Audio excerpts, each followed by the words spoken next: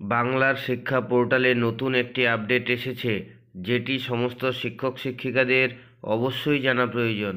বাংলা শিক্ষা পোর্টালে এখন বিভিন্ন ধরনের কাজ চলছে, যেমন তরুণের স্বপ্ন প্রকল্পের মাধ্যমে ছাত্রছাত্রীদের 10,000 টাকা প্রদান, এছাড়া সবুজ সাথী প্রকল্প ও বিভিন্ন ধরনের স্কলারশিপ, যার সমস্ত ডাটা ফেচ করা হয় বাংলা শিক্ষা থেকে।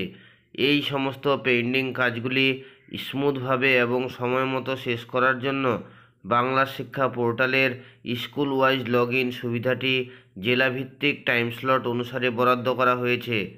আপনার জেলায় বাংলা শিক্ষা পোর্টালে কখন লগ ইন করতে পারবেন দেখে নিন।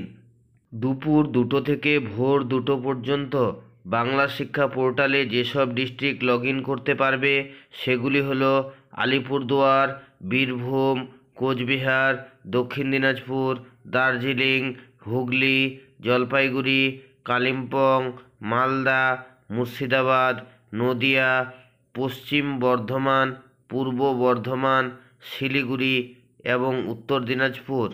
ভোর 2টো থেকে দুপুর 2টো পর্যন্ত বাংলা শিক্ষা পোর্টালে যেসব ডিস্ট্রিক্ট লগ ইন করতে পারবে সেগুলি হলো বাঁকুড়া, হাওড়া, ঝাড়গ্রাম, কলকাতা, নর্থ 24 পরগনা, পশ্চিম মেদিনীপুর, পূর্ব মেদিনীপুর, পুরুলিয়া, সাউথ 24 পরগনা।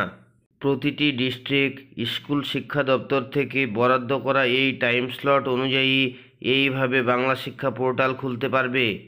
যে কোনো আপডেট আসলে আমি আপনাদের শেয়ার করি। ভালো লাগলে লাইক দেবেন, শেয়ার করবেন। আর আপনি যদি আমার চ্যানেলে প্রথমবার আসেন তাহলে এই ধরনের ভিডিওগুলি পাওয়ার জন্য চ্যানেলটিকে অবশ্যই সাবস্ক্রাইব করবেন এবং পাশে থাকা বেল চিহ্নটি টিপে নোটিফিকেশন অল করে দেবেন।